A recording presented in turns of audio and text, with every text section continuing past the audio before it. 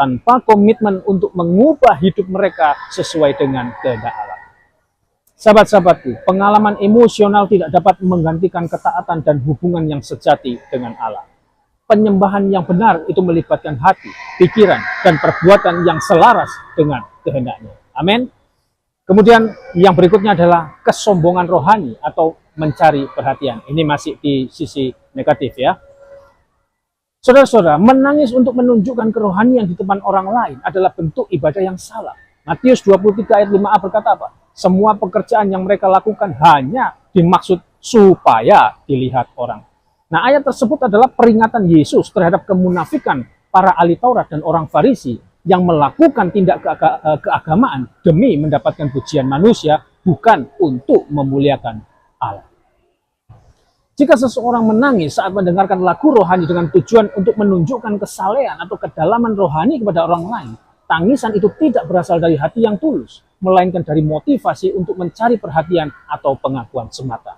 Nah, tindakan ini menjadi bentuk ibadah yang salah. Karena apa? Karena fokusnya bukan kepada Allah, melainkan kepada pengakuan manusia.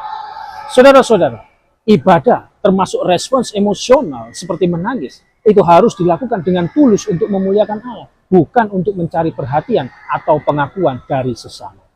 Tuhan melihat hati, bukan sekedar penampilan lahiriah. Allah menentang orang yang congkak, tetapi mengasihani orang yang rendah hati. Itu kata 1 Petrus 5 ayat 5. Amin. Kemudian sisi negatif berikutnya adalah pengaruh musik yang manipulatif. Saudara-saudara, musik yang terlalu mempengaruhi emosi tanpa membawa kebenaran firman Tuhan, itu dapat menjadi pengalaman yang dangkal.